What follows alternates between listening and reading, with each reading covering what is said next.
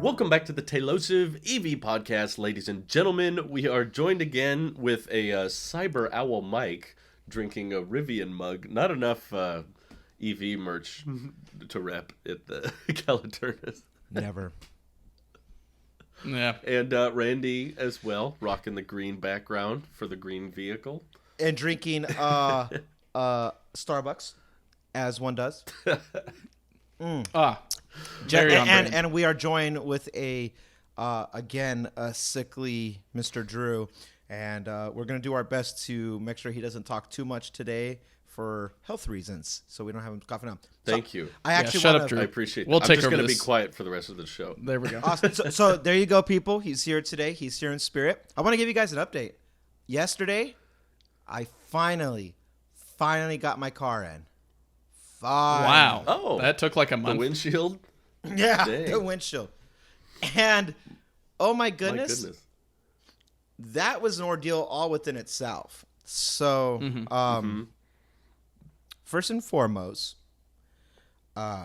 they, as we've logged this throughout the last forever, they kept pushing my date. So then I moved the location. Right. It's like, okay, I'm going to move it somewhere closer. I don't have to drive as far. And I did it so far in advance that it was going to be okay. And they still pushed the date again. I was like, all right, fine. And they're always like, if you need to do anything, talk to us through the app. Text through the app, and someone will get back to you at the center that you're assigned to. So fast forward to drop-off day. They did it at, they had me scheduled for like 8:45 or something like that in the morning.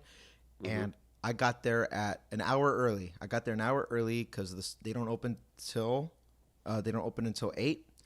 I got there an hour early, so I'm like, listen, we gotta I have to work around my wife's schedule and blah blah blah blah and all that stuff, and she was my ride.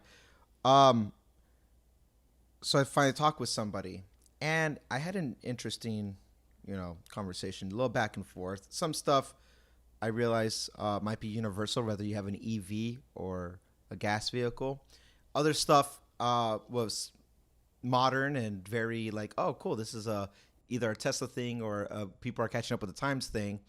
And at the end of the story is that my windshield is fine. It's looking good now. But I have these indicators on the app about a recall. I don't know if you have one of those, Mike. Did you? At least for the recall, that maybe is the one that you got was like the seatbelt thing or something else. Mine was just a software update. No, okay.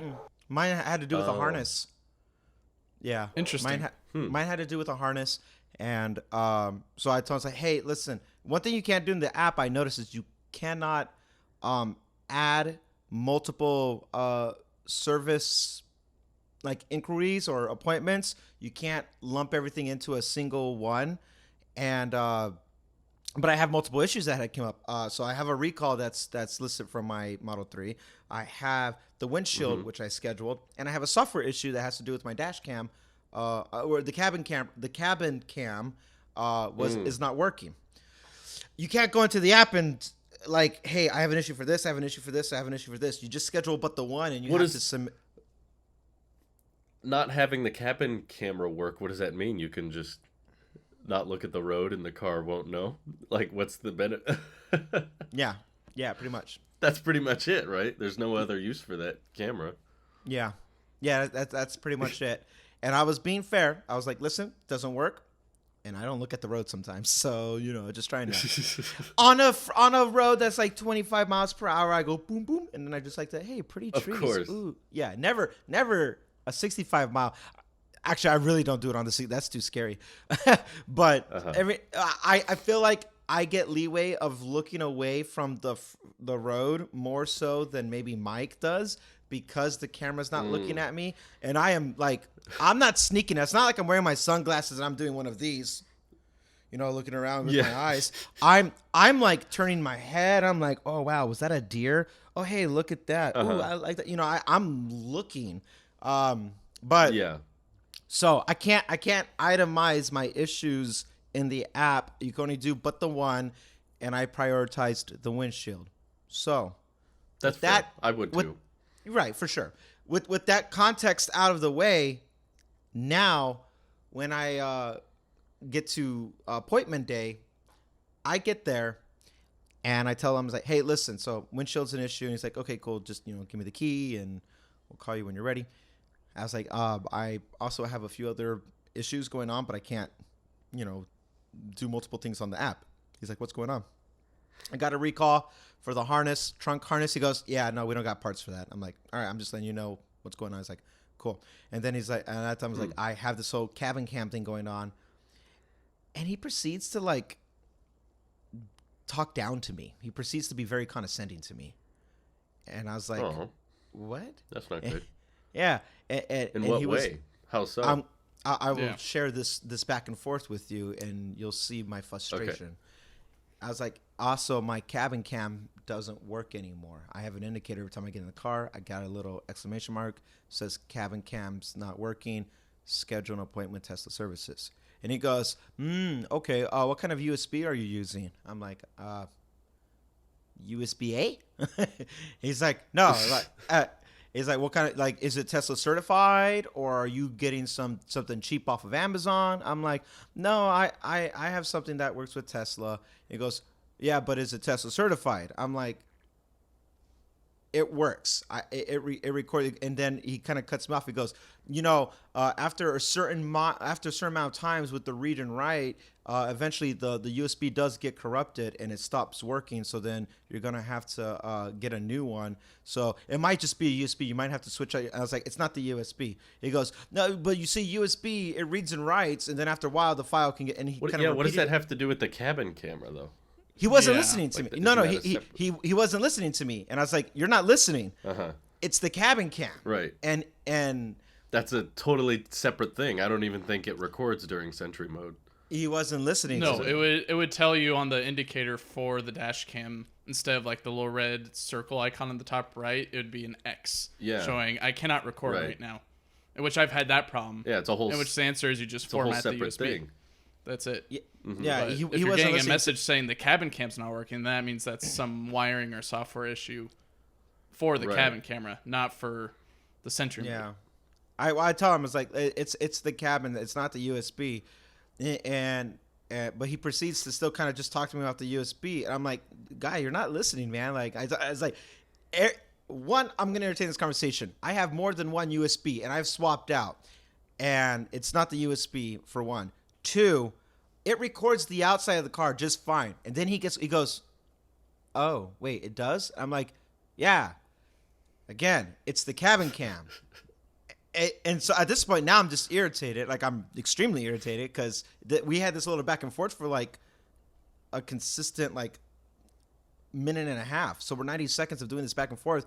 And so he got snappy with me. I got snappy with him. I was like, dude, you're not listening to me. And so, because the tone of his voice is just like, you do know. So when it comes to a USB, there's read and there's write. And I was like, dude, I am not some boomer who's just spending his midlife crisis money on a Tesla. And he was taken back by me saying that. I'm like, all right, I'm very tech literate. Okay, I'm about the same age as you, if not a little bit older than you. I know what the hell I'm talking about. And I said it like that. And he was like, and he was taken back. He's like, I'm not some 70 or 60-year-old who doesn't know the difference between, turning off a phone to restart it and hanging up a call. Like, I know exactly what I'm doing. Okay, this is my car. I've had this car. It's a 2019. I just told you the dash cam and everything was working prior, and it's not the USB. And it tells me to schedule a service with Tesla services, but you're not listening to that. Go into the car and take a look, and he's like, "Oh, we'll have to take a look then." Blah, blah, blah. And at that point, he was like, I started to raise my voice a little bit to assert my stance that, like, don't talk stupid to me. So was this on the phone call or in person? No, it's face to face. No further than how I am from the camera right here.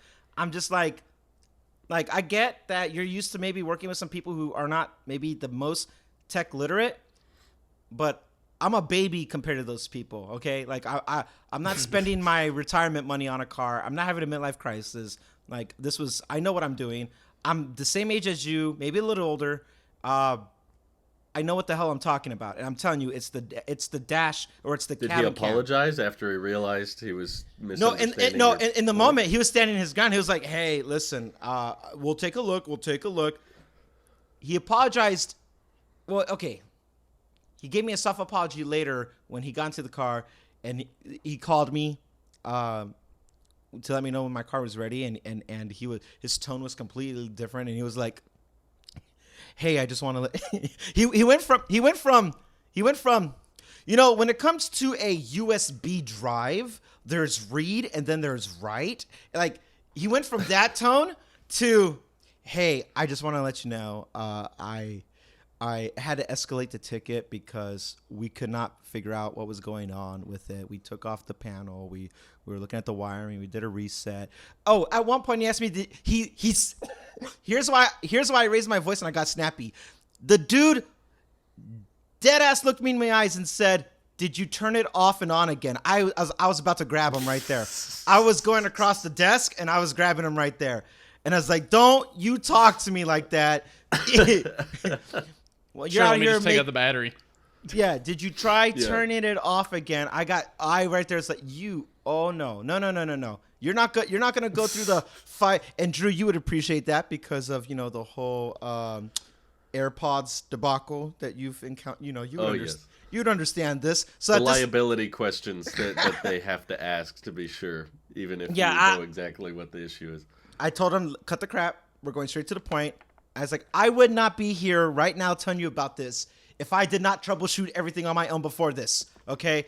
I know the proper level of escalation, and I'm at the point where I can't do something without having some type of administrative access on the back end to get in there if it's software. If it's hardware, I can't touch the thing. And he was like, we'll take a look. He calls me, "Hey, yeah. Hey, I just want to let you know, we looked at the cabin cam, and we can't really pinpoint what's going on. I have to escalate the ticket on that one, so just sit back. It's not you. It's not user error." I'm like, "Yeah, no, it's not a user error." and he was like, so we'll have to schedule an appointment for another day to get you to come in." But his tone was very soft. Hindsight, what my wife told me, which was funny, she goes, "Maybe you just didn't have your coffee yet, and neither did he. And you guys were doing this." Neither Friction. party had their coffee. And I was That's like, the problem. I was like, but don't. I mean, I know I got some grace, but do I look like I'm out of my element here? And she was like, "No, he probably was just starting his day too." So I was like, "All right, fine." So outside of that problem, so take that. It's not me. Dash cam for another day, or cabin cam for another day. The harness is another day too. That whole thing is just like they don't have the parts. Fine. Windshield.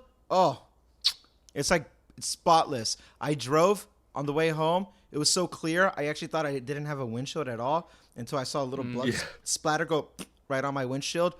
I was so upset because the windshield was like 32 minutes old. When I got out of the car, I got a napkin and I wiped the little bug splatter out because I didn't want to use the windshield fluids and have streaks or nothing. So I was just wiping it real quick. But I was fully expecting. Yeah, I was gonna say I fully expect at the end of the story a rock hits the car windshield as you're pulling into your house or something like that. Mike, a big rig gets in front of you. You don't know this story. At least I don't think you know this story. And maybe some listeners too. Drew does. I wrapped my car, and as I left the wrapping service, I got it into a car collision. Somebody rear-ended me. Mm-hmm. The wrap. Story. It wasn't even a day old. So yeah. for a rock to crack, that's gonna happen to me. For a rock to crack my windshield on it would have been. I wouldn't be here today talking to you guys. I would have been so depressed. Like, I'm done. You'll never see me again. I would have been so destroyed. I give up. I'm done. I will say this though. Now looking back, a couple days later now, on this whole excursion, I don't recommend going to a third party to fix your windshield. No. It's an option. Your insurance, if you choose to go through insurance, will offer that and give money and all that stuff. All that can be done with a third party or personalized service center, mechanic, whatever. You can go to somebody for that stuff. But I've learned all the little nuances of the wirings that have to do with that the glass sits on with the vehicle. I don't know I would trust having somebody who's not Tesla. And I don't mean Tesla certified. I just mean Tesla. I don't know if I could trust somebody getting that pinpoint accuracy done right without and there be no complications with the electrical part of it, because same. Yeah. The very first thing Tesla told me was, if there's any issues at any point, let us know. We'll bring and I don't have to worry about no labor costs. If something happens, it's on them now. And I would wager, I didn't confirm this, but it's all but would make sense. You don't get that same assurance when it comes to going outside of Tesla. Sure, the wherever you would go for services on your vehicle might say, bring it back to us and we'll fix it. But when it comes to these electrical parts, they had to do a full reset on a lot of my computer on the dash itself. When I sat in my car, my profile was altered, and I was like, "What?" If minor things you would notice is that I have percentage over mileage on my range, for example. That it was reversed. It wasn't that anymore. Weird. My toolbar on the bottom was not my preset that I had before. It was back to how the default was. So they actually had to go through and reset everything. I asked why he did that. I was like, was this about the cabin cam or what? And he goes, no, when we do a service on your vehicle like this, it is, we are replacing the glass, but there's more to it that has to go with it communicating with, is there rain touching your windshield, all those things. He's like, we have to go in and actually do a reset on a lot of stuff to just recalibrate everything. He's like, your autopilot's turned off right now. You have to drive until there's a blue. Oh ring. Yeah, it's got to recalibrate. He's like, you have to recalibrate your auto drive. So it's like, don't go on autopilot. It won't work. Just keep driving until the blue circle's done, and then when it's done, then you should be fine. But it's gonna be a while. You have to just keep driving, but everything needs to recalibrate. I was like, oh, okay. Wow. Would this be the same case if I went outside of Tesla? He's like, I don't think so. I don't know. He's like, we do it here, so that way we know everything is reset at 0 for you at least for these parts here. If there's any issues, okay, we'll bring it back in. So moral of the story for me: have your coffee first if you're gonna work with a service person. And not a bad idea. I think I feel more comfortable given the whole back and forth little irritation, but excluding that because that is what it is.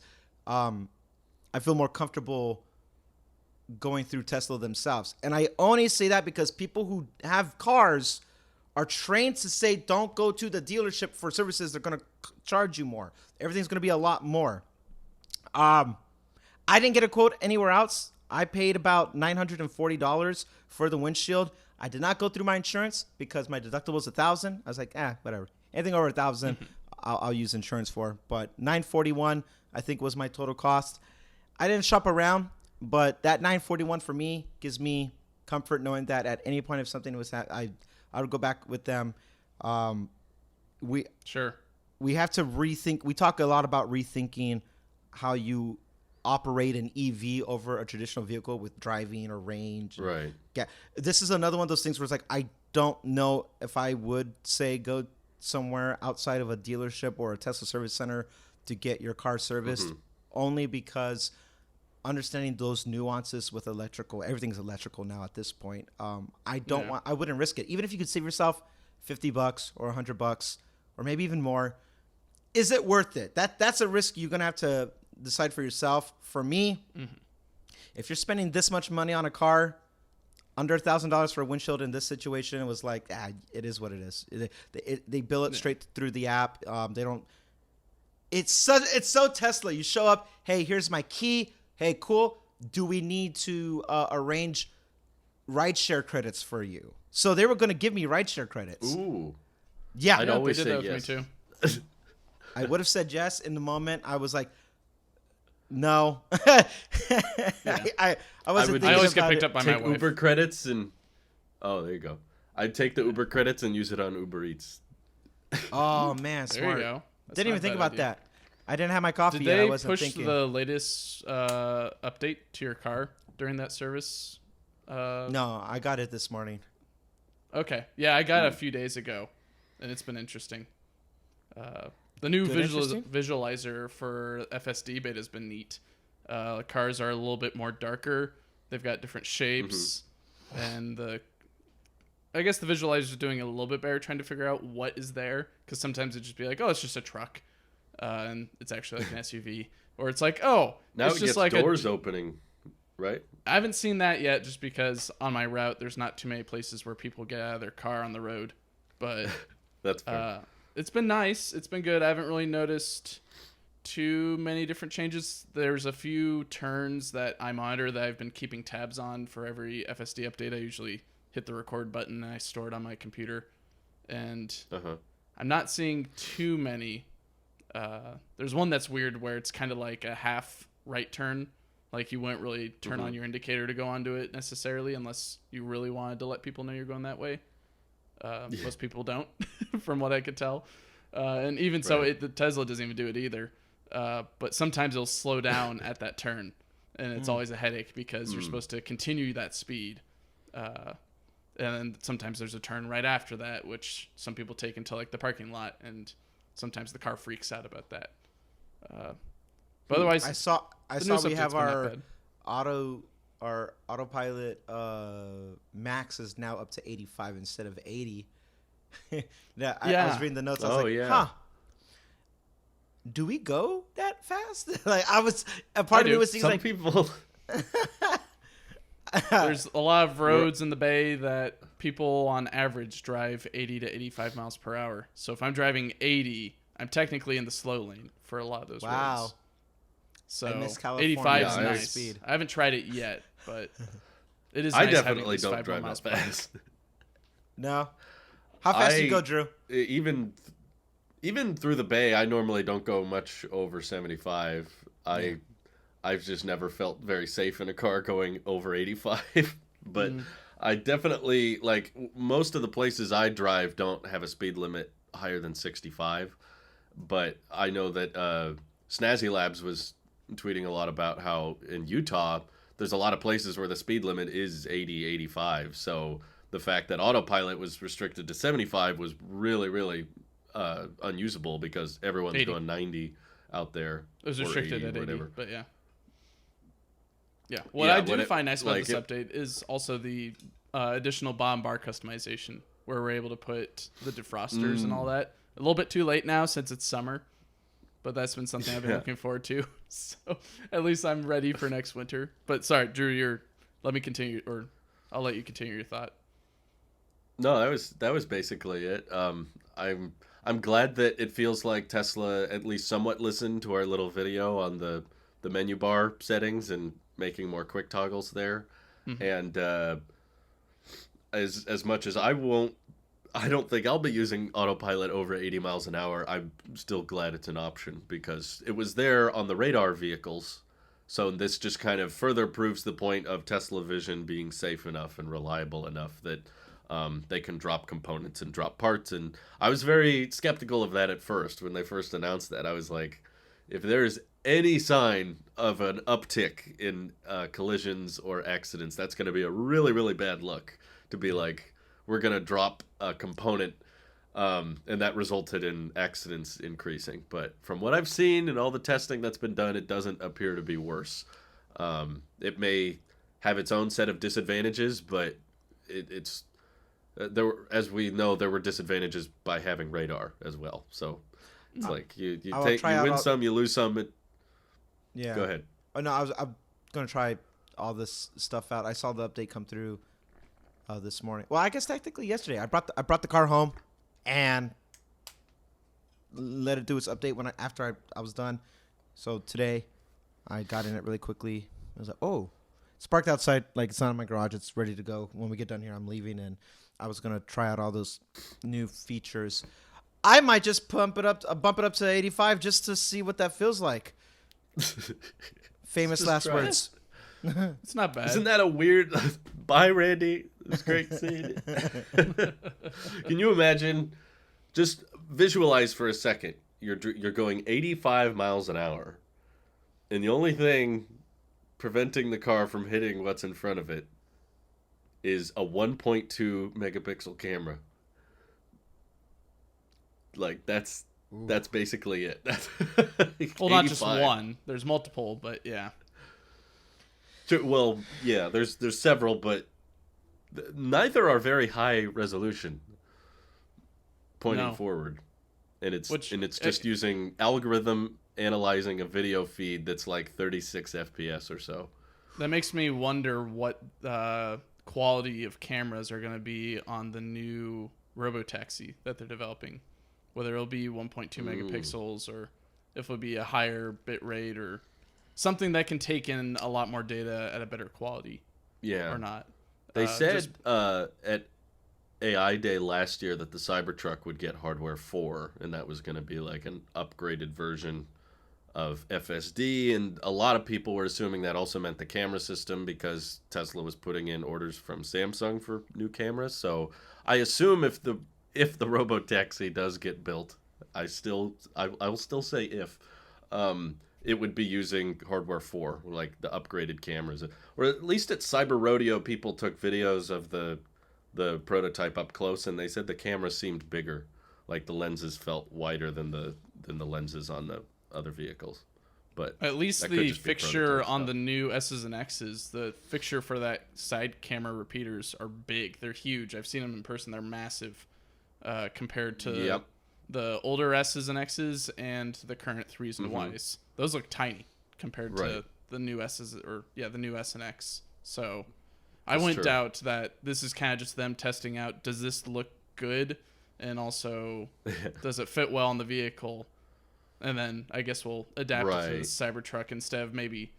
Well, I guess it's not even using that fixture. It's putting it into the wheel hub or somewhere close to that, but still. Right. It's a little fender hole. It's weird. Yeah. But I guess I was going to say, since we're leading into some of this autopilot stuff, I wanted to congratulate the team of people who manage Cruise in San Francisco and the Poppy system. Yeah. You've probably seen the news. There's a lot of reports on this self-driving car. I think one notorious one was it got pulled over by cops and then it drove away for a brief second and then parked itself, and cops didn't know what to do because there's no one in the car because it's a self-driving taxi. Yeah. They were running around. They were like, what do we do? Yeah, but they finally they announced that they're finally welcoming members of the public to experience the service. Now you could sign up. I've signed up just because I thought that'd be cool to take a ride in Poppy if I'm ever up in San Francisco and going from one district to another, what's downtown to Castro or somewhere else. I think it's really cool, and I congratulate them because they've finally taken a driverless system to market, kind of like how Waymo has, but Waymo's a little bit more, you've got people following it all the time. I don't think Cruise has someone shadowing it 24/7, which is a step up. But now being able to say, we're taking in people through an app, that's pretty neat. It's no longer, or they're a lot more confident on their system, which only furthers the technology and the access to this technology to many people and forward that progress for self-driving systems in the world. It may not be the best. It may not do everything that Tesla can do in whatever circumstance it's in, but we do need these self-driving systems in cities because I'm tired of sitting in crazy taxis in New York and other places that give me a headache or make me a little bit nauseous because the driver's driving like a maniac or trying to increase their fare and take an alternate route that's going to give them more money. I'd rather a self-driving system. Maybe it's coded in, I guess is the argument that it takes a longer route, but I don't know. From my experience in the Tesla, it seems safe of a typical self-driving system. And for this company to get a permit granted saying that, yes, the California Public Utilities Commission thinks that this is a safe system and people are able to use it, I think that's a good indication that it's a great system so far. Yeah. No, I think so too. I just don't like talking to people. I just don't like that awkwardness of someone being. I'd rather have a private conversation. I guess with whoever I'll leave now. Sorry, Drew. I see how it is. Y'all aren't people. You're co-hosts. That's different. I'm glad you led with that, or not led, but followed up with that. I led, Mary. But yeah, I think I'm curious how often it'll work because Waymo and I think Cruise as well would do. I know it was like not available to the public, but the people that were testing Cruise, I think, were saying it was only driverless during certain hours. So it was like between the hours of 10 p.m. to 6 a.m. and then the rest of the time there was a person in it. But like, I think there needs to be some credit given to autonomous driving systems that are at level 4, even if it is a very, very geo-fenced, like, lockdown version, only at this time or in this area. But as cool as FSD Beta is, and I think that's like the most scalable system, it still hasn't made that jump to 3 or 4. It's still like, okay, it can do all this, and Beta's really good at doing such and such, and I've seen people compare FSD Beta to Waymo and say, see, it drives better, but it's also probably more confident to try things or drive more aggressively because it knows there's a person watching it.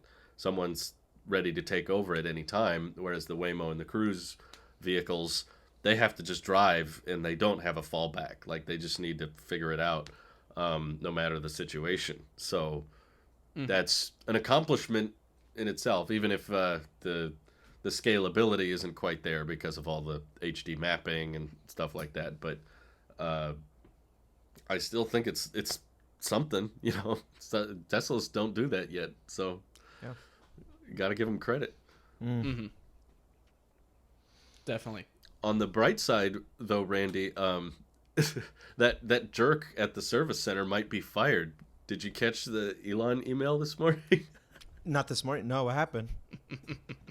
Basically, there's this leaked email that Elon's very worried about the recession, and they want to cut back on staff at both Tesla and SpaceX. So, like, he said that people who work, for one, the media has been kind of misrepresenting the story, saying that they're going to cut back 10% of their entire workforce, whereas what the email says is they want to cut back, like, less essential parts of the workforce. He's really been cracking down on people who aren't going into the office or going onto the shop floor and actually working. More of these people who are kind of just relaxing at home doing the thing, which, at least for those that are doing more of like the IT stuff, I think that's okay. They don't necessarily have to be in the office unless they need to communicate with the manager every single time they get done with a call. But if you're actually like doing engineering or designing or manufacturing, you need to be there. So it makes sense that if your employee is not compliant in doing 40 or more hours a week at work, given the boot, there's probably someone else who's a little bit more passionate in being there in person and actually putting in the effort to communicate and be a part of the team. So not only is there a high demand in the vehicles, there's a high demand in the employment as well. So they can afford to be like, if you don't work at least 40 hours, you don't get to work from home. At least I thought that was the standard. Yeah, right. No, he did say that he said Tesla will be reducing salaried headcount by 10% as we have become overstaffed in many areas. But he said this did not apply to anyone building cars, battery packs, or installing solar, and that the hourly headcount will increase. So I think some people are kind of blowing that up as a bigger story than it really is. But I think I saw a Tesla employee post on Reddit about how, like, he was hired during the pandemic, like he was hired remotely. And then he saw that email about being in person, and he was like, so is this how they tell me I'm fired? Because I don't have a desk. He's like, I don't have a parking space. He's like, everyone needs to show up. He's like, I don't know what to do. This is how I was hired. I don't know what show up is. Yeah. He was like, is this the soft way of telling me I'm fired? That's Everyone amazing. was like, yep. Probably. Oh, wow. But talk to your manager. Yeah. I personally side more towards the.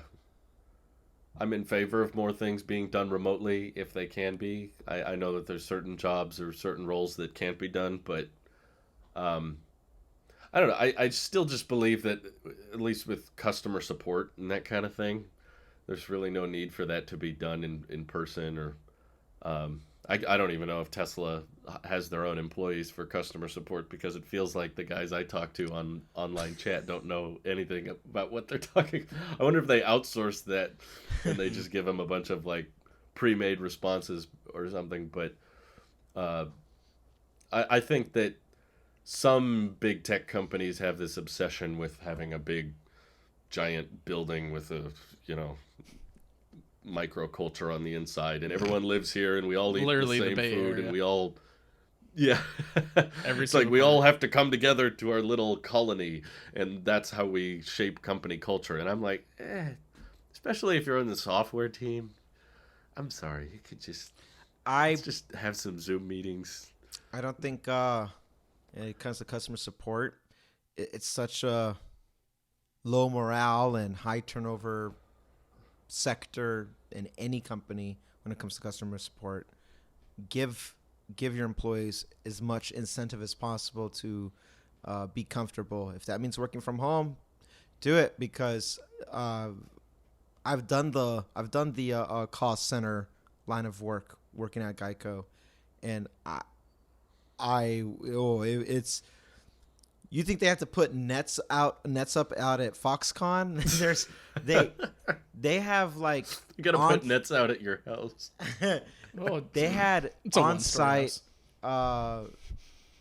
on-site like therapists for people who needed to talk or vent or anything like that to help, because it was just so I don't know, like it I don't want to say like it demoralizes you, but it just like it kills you on the inside, like a rotting flesh that's just inside out. You feel so dead as a person that eventually you might actually be a dead person. So it's turnover for any customer support, a call center, especially if there's an 800 number and you can talk to some representative. Do whatever you can to make that person comfortable, to make that team comfortable, because they're going to be dealing with irate people or ignorant people or frustrated people. Very seldomly do people call like, "Hey, yeah," and with a good mood. How's your day? It's a thankless job as well. Obviously, you're not doing anything Yep.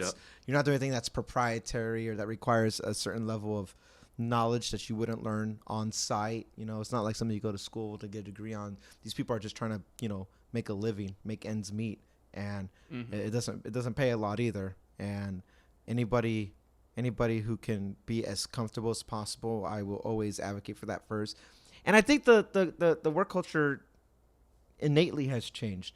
We've saw after 2020 how people can just work remotely and really be efficient. Tesla was thriving in the first half of 2020 when everything was happening. And some jobs are essential to being on site. You can't have police officers working from home and respond to, certain calls. Some things have to be hands-on. So building something, or engineering something, all that stuff makes sense. And you would expect that for people who are hands-on. But if it's something that can be done on a computer, last time I checked, if somebody doesn't, at least in the USA, we're not a third world country. Everybody should have means to reliable internet connection. Right, Drew? You're telling me. So if you do, Everyone on Starlink. Yeah. But you can work from home. Anybody should be able to work from home. This idea of like my company's so big. If I was a CEO of a company, if I was an owner of a company, a founder of a company, I wouldn't look at my merits of accomplishments based off of a tangible location. Like, hey, we have this big, warehouse, Amazon looking thing, or a super center. All that stuff. I would thrive on quite nerdy stuff, but look at the numbers. How's the business performing? Not. Hey, we have a dedicated, misfits, think differenters who are here, live, breed, and drink 6 colors. Not like all that. What? I'm doing the Apple, the old Apple. They bleed in 6 colors thing.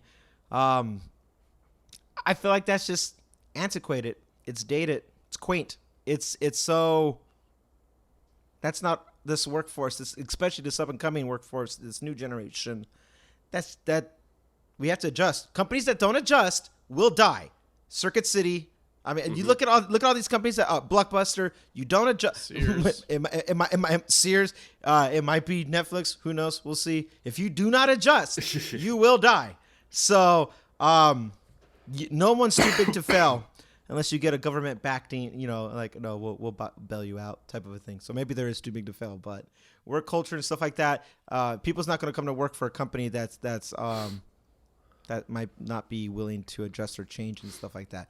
Now, all that to say, people love taking Elon out of context because Elon is news. Elon is Donald Trump or Alex Jones or any other thing where Trump was taken off Twitter, so now Elon is the new Trump. Yeah, he's the new Trump. Elon is news, and I don't take what journalists or reporters say as majority of anything, hardly ever. I just look at the workforce. If people, Elon has always been open about this is a demanding company. All his companies are demanding companies. I am unorthodox. I go against the grain, and that's how we move some things forward. And it weeds out the weak. So if you want to work from home, and that's more important to you than coming with me and changing the world, then there you go. Then that's how it weeds it out. If you want to be there bad enough, you find a way to make it work. And I think it's true to really anything. But I bet Nick would find a way. Like right now, he's probably over there fighting for his life to make sure that he has a job taking beautiful photographs of rockets and stuff like that. And so he's an example, I would say, in a literal sense. Today, he had to prioritize doing his job over working from home. And if you want to be there, you'll find a way to be there. And if you can't be there, then someone else will come along and take it. It is what it is. Now, with the service guy, Drew, that you said I might be happy you might be getting fired, I doubt it. I felt like some people, mechanics. Is he paid by the hour, or is he salaried, do you think? I think he's hourly. I think that position's hourly. Okay. Being a technician or being a mechanic of sorts. At this point, what's the difference when it's working on? Are you a technician or are you a mechanic working on a Tesla? Which one do you think it is? I don't know. I'm not sure what the strict definition is, but it all gets muddied. he said hourly headcount would increase. So if they're hourly, I guess they'll be growing their staff there. But it's just funny to see so much of the news. He's just annoying. Capturing it. Yeah. He's going to get a pay increase now just because you mentioned it. Probably. I sum up what Brittany said. We just didn't have our coffee. That was it. So it is what it is. It's a coffee problem. Yeah, he changed his tone after the day went on and stuff like that. So, and I probably didn't help that I showed up an hour early before they even opened for me to be like, take my car, I gotta go. So I say we were both on edge and stuff like that. But he's like, your appointment's at 8:45. It's 8. Like, yeah, well, we got lives outside of this, and we got to go to work. So take my car. I'm just dropping it off. It's fine. He's like, do you want me to put the key in the car if you can't come? Because we close at 5. You want me to put the key in the car? And I was like, yeah, maybe. I'll call you. Call me. Like, just get. How long is it gonna be? He did one of these. Like, oh no, I don't know. Same day. Like I understand that, but I'm over an hour away. I'm over an hour away. I need to know. I need to coordinate my logistics on this. Oh, I could call you when it's ready. Give you a bit of a heads up. Like, give me as soon as a heads up, as soon as you know something, so I can plan. He's like, okay, I could do that. And it worked and stuff like that. But I mean, just even the customer experience, I don't equate the whole snapping back at me thing as customer experience. That was just me being flustered. But the lengths that they will make sure that you get your car fine and they'll put it in a spot. Tesla service experience was very accommodating, where it's like, all right, how do you want to pick up your car? Do you want us to do after hours? You don't need to sign anything. Like, nothing needs to be signed. It's all done through the texting on the app, and they just bill it to the card that's on your account. That's good. That's that. Right. He was like, done. He's like, it reminds me of when you go pick up your car for the first time. You know, it's so seamless in and out. You don't have to sit there and make a whole production out of it. He's just like, how do you want the car? Where do you want the car? We'll put the key in the console and all that stuff. We'll give you a heads up. Or I hope I never have to experience this, but I'm sure I will at some point. Hey, recalls are inevitable. My I windshield feel hasn't like broken in 6-7 years. I haven't had a windshield break, and I'll probably break my Model 3 windshield on the first day. Stop. Tends to be the case. Stop. Mm-hmm. I mean, recalls or It's a shame. software stuff that happens, you will have to take it in, and that stuff we can't. I think is inevitable in the sense that we can't predict them. So you might have to take your car in, but Yeah. I would say take comfort in knowing that the experience is just as smooth as it was ordering or taking delivery. You'll find out it, all of it's nothing about it feels forced. It's so smooth. I love the actual part where you have to have a physical interaction with Tesla.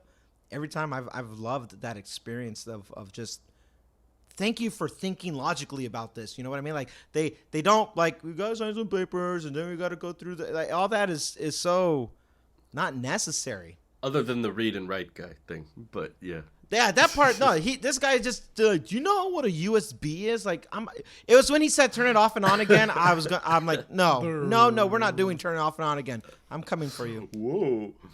Yeah. This pencil has a USB, right?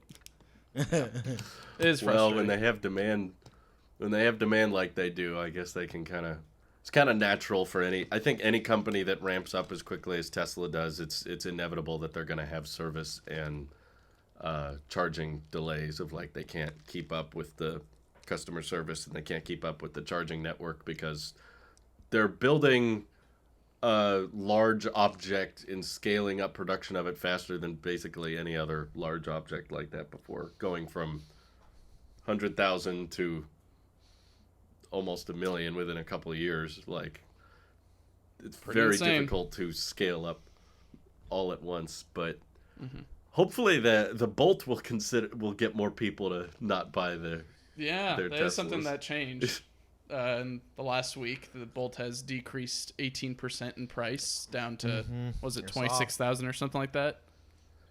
Yeah, a little over 26,000, but that's something we don't see anymore. I'm thinking about it now. Price cut. Going down. The truck, Really? the truck is costing us an arm and a leg. I'm like, hey babe, should we get a Bolt? And she's like, why? I'm like, well, they went down like 18%. It's now like 26,000. She's like, why? I'm like, oh, okay. So I guess not, but it's not a bad idea. I mean, it's definitely like undercutting the Leaf a considerable amount for the range that it offers and the network that it's on, I guess, and the charge type it has. And along with that, you can add some upgrades to it that makes it decently comparable with a Model Y if you want something like Super Cruise. You could get that with the EUV, and that's also decreased in price as well. It's not a bad-looking car. It's not terrible. The new redesign ones- definitely makes it more bearable than the original design. Compared to that's what I mean. Yeah. What's up, Drew? Which I've seen a Why few do of you them on the guys? road, but So here's my question: why do you guys think they lowered the price by 18% in this inflationary environment when all other EVs are getting more expensive? Rivian shutting off the configurator so you can't lock in your price anymore, and Tesla prices going up. Why do you think the Bolt got this massive price decrease? well, didn't you read the memo, Drew? People gotta afford an EV during these times, and GM is being the good company that they are, leading and making a car that the masses can afford at a reasonable price. Oh my It's only goodness. fair. Wow. It's only That's fair. it. They just so it was generosity basically. No, I think in reality, this battery issue has kind of harped on the legacy or the trustworthiness of this product. And so in order to kind of quell that, they've said, well, we've put in new batteries that won't have the exploding problem. And along with that, it's at a lower price. And we'll give you a chance to try it out. And we'll give you whatever you want. We'll give you an extended warranty or whatever. Just please buy it. I think it's mainly that. Their trust has been broken with this product. I agree with everything you just said, and then some. I also think that they're playing and then some. Everybody's playing the catch-up game, and this is a tried and true way of trying to gain market share by lowering the price when everyone's increasing.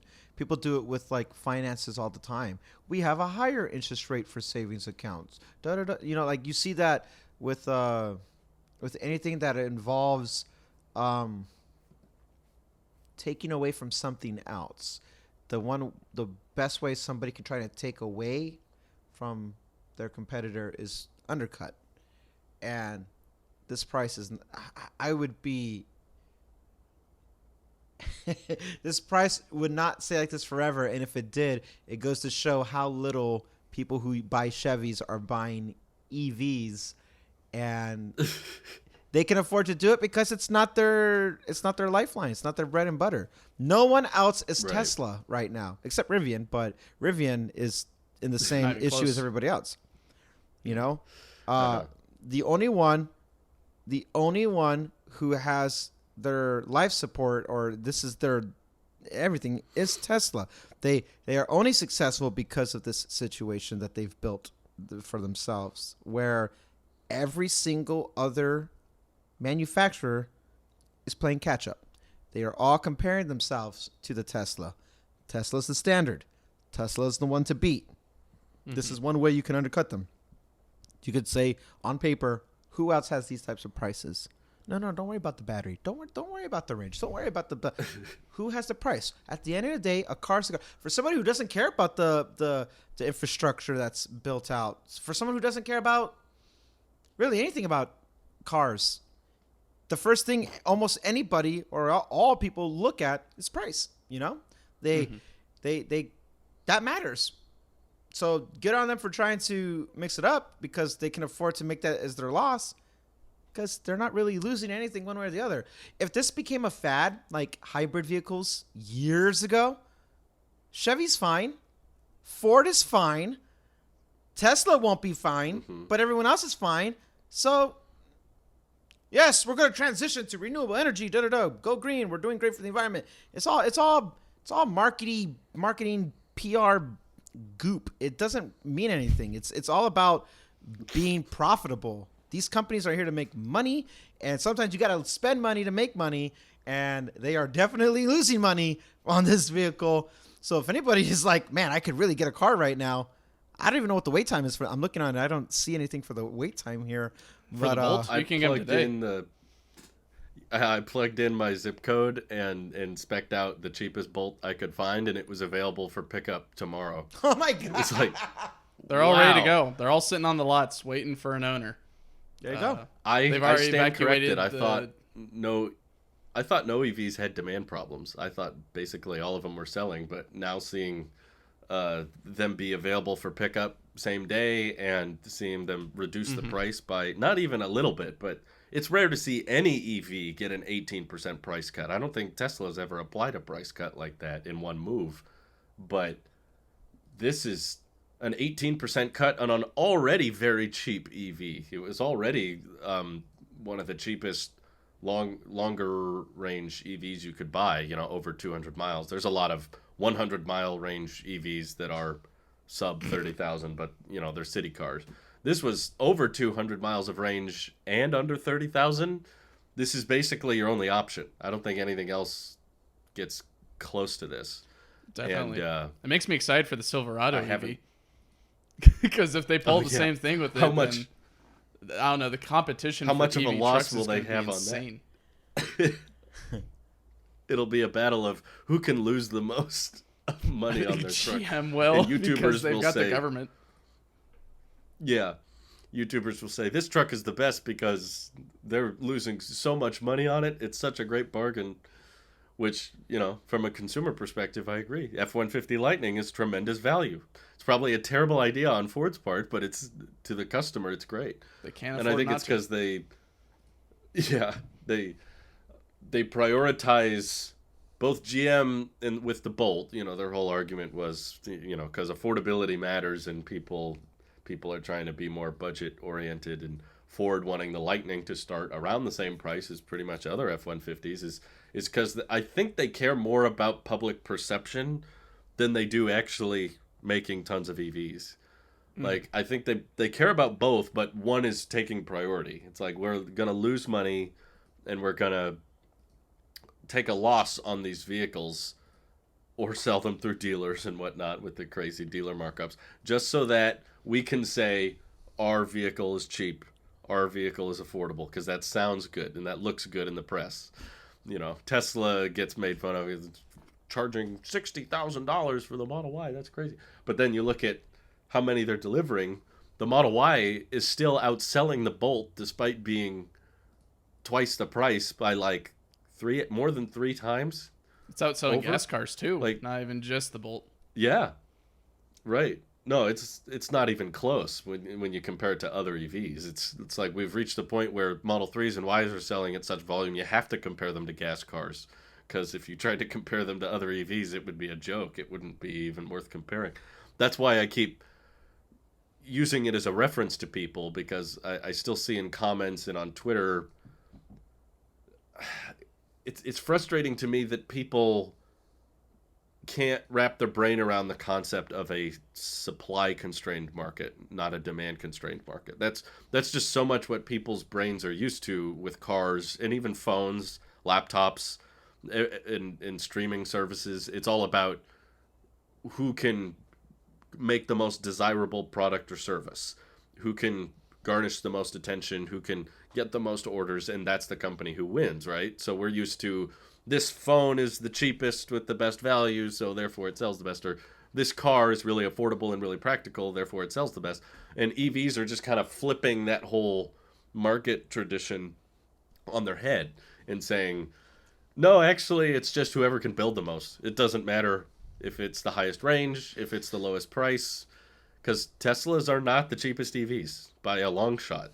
Like, Teslas are quite pricey compared to Bolt ID4, EV6, Ioniq 5. Like, there's so many more affordable EV options, and Teslas have decent range, but there's other EVs now in the market with longer range than Teslas, like Lucids are coming out now, and yet Tesla dominates total registrations and deliveries. So it's like, okay, is it the price? Is it the range? I think it's the production. Whoever can build the most will sell the most. But I also think brand loyalty and history matters, and Tesla has proven that these vehicles are reliable, stable, secure.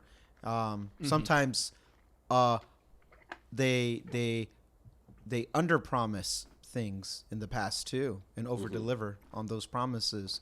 And the fact that you have your next Steve Jobs, type of influencer there doesn't hurt either. Everything about Tesla is put itself. Very few people can actually hold the title of being innovators, and Tesla is an innovator for changing the market of it. Everyone else is just copy. Great artists copy, or good artists copy great artists steal type of a thing. Everyone, this was not a thing. Everyone would say, like, we've always had this in our plant. No, you didn't. No, you didn't. You've been around way longer than anybody else. That's not the case. And I remember watching at CES or something, Ford bragging about the future of fuel cells when I was a kid. They had a whole presentation about how Ford was going to build out this hydrogen refueling network, and this. I remember that. Before Tesla was around, it was up for debate whether or not EVs were gonna be the future. They were comparing themselves to hybrids. Like, why would you want to all electric when the battery dies, it converts to gas? I'm like, defeats the purpose. You had the Leaf, yes, and the Leaf was terrible. Yes, but you have to go all in on something, and that Tesla did. I check this out. Cheapest Bolt, 2022 Bolt, available. So $33,500 available right now in a 50-mile drive I'd have to make and go pick it up. Available for you too on the other side of the country. That's right. Wow. That's why I was like, I wonder, can I? And cheapest, and I was like, give me space gray, whatever, or color. Sure, the cheapest of the cheapest, available right now. So, and they're bragging. Tempted, honestly. I'm just kind of. I was thinking about this earlier because it's honestly kind of hard to find gas cars new for $26,000 or so. Yeah, there's a lot of new gas cars that are much higher than that.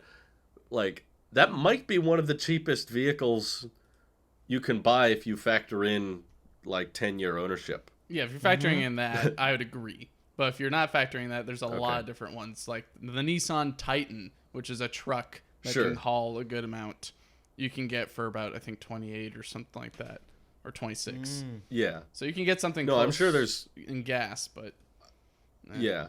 But then gas is at an all-time high, and it keeps going up. So Very it's true. like That's why you have to factor in it.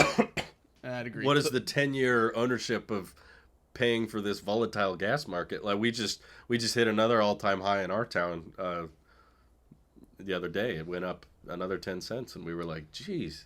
That's so crazy. Part of me was like, is there a way we could get a Bolt to hold us over until the Model 3 is ready or something? Because even it's if ready you did, now, I could pick it up. Even if you did that, here's the thing: EVs are worth it the longer you hold them. Don't treat them like consumer tech. The longer you hold them, the more money you save. You will pay most, or actually, well, technically all of it up front, and then you just save for the, excluding services I had to get done because of circumstances that had to do with, nature cracking my windshield. I spent maybe I don't know, $200 on new tires. Eventually, I had to do that. My brake pads are fine. I had them look at the brake pads because regenerative braking is fine. So, I mean, maybe that's just a Tesla thing. But still, the fact that, like, no oil changes, no gas, no, I don't know, smog checks, timing belts, none of that. It's just go. Like, the longer you hold on to an EV, any EV, this is a universal thing, the more money you end up saving long term. Maybe that's why people don't want the Bolt. They're afraid it won't last that long. Something will go wrong with the battery, or people will buy longer range, not necessarily because they need it, but because they know it'll. That was your argument. I think it was you who told me, you were like, I want the longer range just because I know the battery will degrade and I want to own this vehicle for a long, long time. Yep. And only reason I was more comfortable going with the rear-wheel drive was because I knew it was LFP.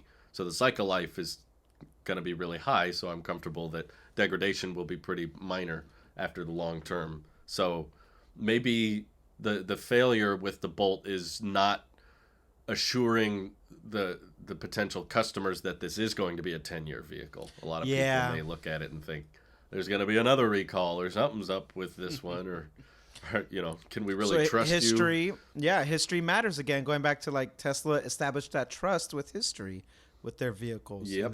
They got the receipts to prove it. Where these other guys, their quality control. Man, people get on Tesla about quality control because of panel gaps or something like that. When the real quality control, right here, proof is in the pudding. The only quality control that matters is your car gonna blow up? That's a pretty big quality problem. Is the battery just gonna be like, I don't feel like working anymore? Like, stuff like that. Right. That's the thing that matters. If there's a panel gap, I mean, boo-hoo. I don't know. Like, okay, I don't know. It's actually surprising. I think I was reading some of Mike's messages this morning about someone got a Plaid Model S and had a bunch of issues with it. How many were there?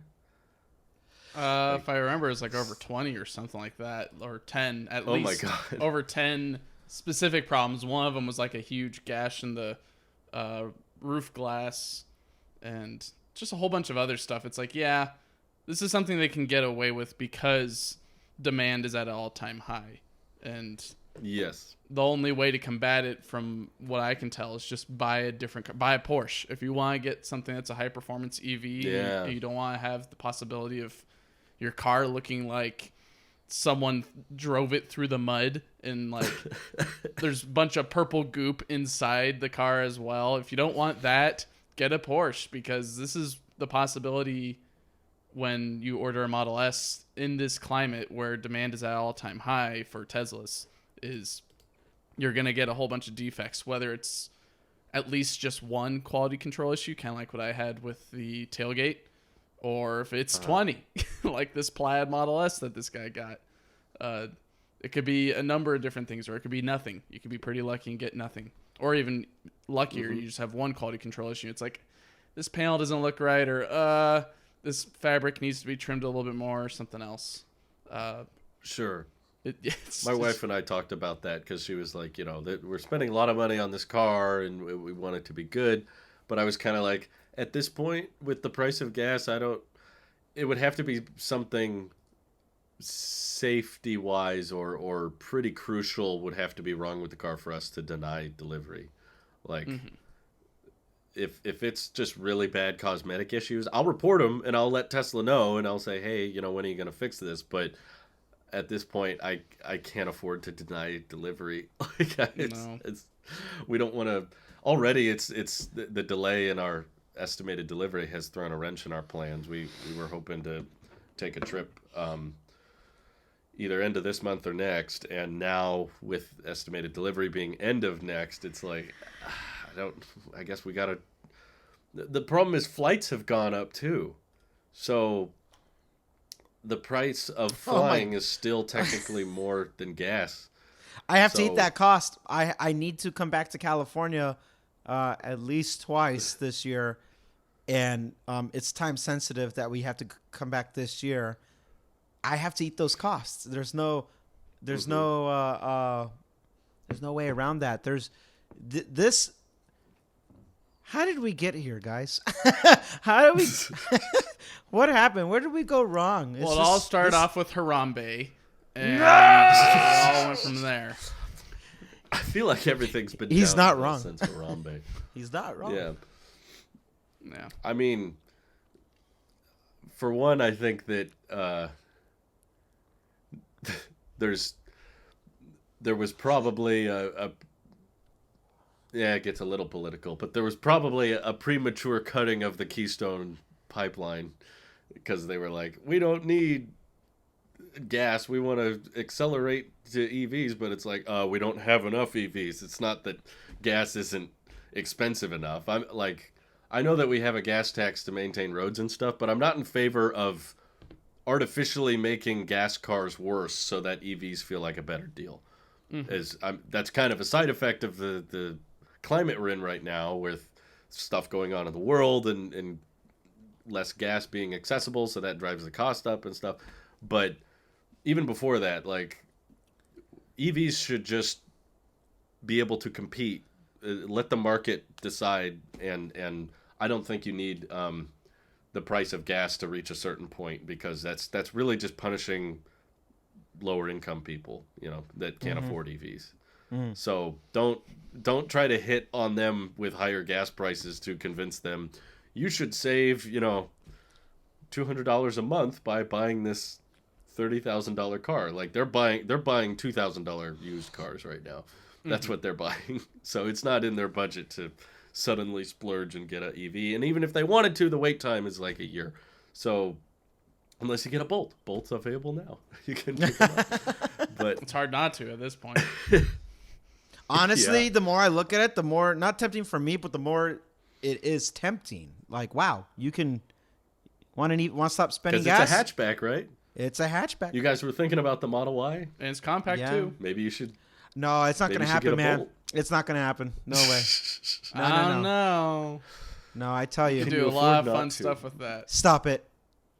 Stop asking me that question, Drew. You always make me second guess my life. $26,000. That's what 2 weeks FSD later is going to cost in a couple months. Yeah. 2 weeks later, Randy's going to be like, all right, guys, I test drove a Bolt. I think I'm ready to put money down. Not happening. Wonder how much better or worse a Bolt would be than Nick's current SUV. Ooh, yeah. Nick needs height. this car. He needs this car. Punch in his zip, because I don't know it. Punch it in. Nick's going to be the only place in America where there's no Bolts. By Starbase. Nick. No, it's a get this. It's a safety concern. They don't like having explosives next to rockets. That's so amazing. No Bolts there. That's amazing. They're not going to explode though. Hey, I will say this though. Whenever there's a big, issue like exploding cars, typically, that's when the aftermath of that is when they overreach and get really safe, and those are pretty safe. Mm-hmm. You know how every time think of like what's that? Chipotle. Every time they like, we have a E. coli issue or Ebola, whatever. You know, they got some type of food health. They shut their stores down and do a bleach cleaning top to bottom, left to right. And you go in the next day and you're eating the freshest of Chipotle, and it's like that for a long time. Bleach. Yummy bleach. Yeah. No E. coli. They clean. They clean everything so bad. Samsung went out of their way to make sure their battery would never do stuff again. Well, but that was the funny thing, though, is this Samsung was incredibly similar to the Bolt because they had the fire issue, and then they replaced the batteries, and then they had a second. It went again, and then they were like, "Okay, that's when they stopped production." Repeating with the Bolt. We'll find out next week. It was when the replacement batteries started going bad that they shut down production, and they were like, "Okay, hold on a second." So that's almost exactly what happened with the Note 7. So yeah, there are similarities with the smartphone industry. You guys can totally get a Bolt. I think it's less likely that it would get a Bolt. It's a pouch cell. If something happens, but pouch cells doesn't mean it's automatically gonna explode. Drew, get this car since you can pick it up tomorrow. Get this car, and if something happens, then congratulations, you're going to be in some class action, and you'll get some type of payout. You'll get a new car. You get free stuff out of it. Babe, we're getting a Bolt. Only thing I'm unsure of is it's probably a terrible resale value. I doubt I'd get my money back. Yeah. No, they'll pay you out. Used ones are going for the Chevy same price pays as you the out. ones that are at this new price now. So you would Isn't want it to cute? sell it like, I don't know, maybe at the end of the year. Sell it. Well, I want the Model 3 ultimately, but Well, Yeah, you that's do. ready. You Yeah, just he sell wants the Tesla Model stock, and then now you got two cars. I guess going back to your previous Not selling while on it's Nick, falling. I guess, Nick, if you're listening to this later, the ground clearance for the Chevy Bolt EV, just the cheapest one you could get right now, is 5.3 inches or 5.4 inches, where the Model Y Performance is 6.6 inches. So. Oh, and he thought that was bad. So yeah, the Bolt is going to be going into the pothole and then out of it. It's not even going to just bump into it. He needs to buy a Bolt and a really impressive lift kit. Well, just do. That's probably more accessible versus the Model Even if the Y's lift kit is $10,000, it's still cheaper. Is it? I don't remember it being 10,000. I thought it was like 2,000 or something. No, I was saying even if it was 10,000, it would be cheaper than the Model Y. Oh, to get the lift kit on the Chevy Bolt, yeah, or just get the EUV. Yeah. It's reduced price and it's probably got a better ground clearance. Yeah, I wouldn't be shocked if it did, but No, it's still 5.5. No, that's not right. That can't be right. I wish It is. I wish we could still order the Lightnings. You can Those still were order. such a good value. So I guess one last thing. I'm gonna dispute what you said before in the video, Drew. You can still get an e-Transit on the site. You can still get an EV on Ford's website. It's not like they're out of EVs, in which they kind of are. I mean, no. I already checked, nearby inventory in the Bay Area, and Capital Ford has 53 Mach-E's ready to be picked up. Whenever you want to get one, if you want a Mach-E, if you're listening, come to the Bay Area. I think There's 53 of them sitting on the lot. Okay, it's ready not to be just picked me. up. There he's back. Okay. Oh, I'm back. Oh, cool. Well, I was saying before, I don't know if you want to cut it or not. There's 53 Mach E's sitting on the lot in the Bay Area. If you want one, go get one. But even so, if you're just ordering online, there are e-transits that are going for a decent price that you get to build up on your own, and they'll deliver whenever they deliver it. So they're still selling EVs. I stand corrected. You're sitting right now. Have you seen the markups? You're not standing. Yeah, I did. And how were they? They're not terrible. What's not terrible? I'd have to check again, but last I saw, it was like 55 or something like that for what should have been like a 50. So like maybe $5,000 markup, if I remember right. Wow. That's still just in concept hard to process. Yeah, but I guess to this end man it, here has it. In a way, Jim Farley did come out and say that they're transitioning, at least on the electrified Ford side of things, they're transitioning to an online format of selling these things. Instead of selling them at dealers, they're going to be selling them for MSRP or whatever they're going to sell them for on a website, which I think is pretty cool. Again, Tesla's leading the charge on this new format of producing and selling That's vehicles. how it should be. Yeah. But I thought that was great. I thought that was awesome of Jim Farley. And I appreciate him replying to me on Twitter recently after I totally mistook him talking about the new Mustang that they're making, which is a coupe. I thought he was saying it was an electric one. I'm like, so yes! It's a Mustang. No, it's just a regular Mustang. But yeah, not even electrified, which I was a little bit bummed out by. And which then I followed up with, when's that one coming out? And he ghosted me. But otherwise, hats off to him for at least doing right by the future of selling these electric cars, in that moving away from dealership model and going more towards direct to consumer. Yeah. That's cool. The CEO of Ford replied to Mike. How saying about no, that? it's not electric. Saying it's not electric. Now we've had the CEO of Nikola and Ford reach out to Mike. That's amazing. I need you to talk to Elon a little bit more. Oh, okay. I think he's a little bit too high traffic. Maybe I'll talk with VW next. There you go. I'll tell him, hey, get the ID4 over here and get rid of that second row and put it where the third row is supposed to be. And the buzz. Get that buzz out of your mouth. Should have called it the Buzz Lightyear. Anyway, well, they thanks did for that. watching. We'll see you all. Oh, no, wait. No, they did that with Star Wars. All right. Whoops. Bye, everyone. Same Have a difference. good week. Bye.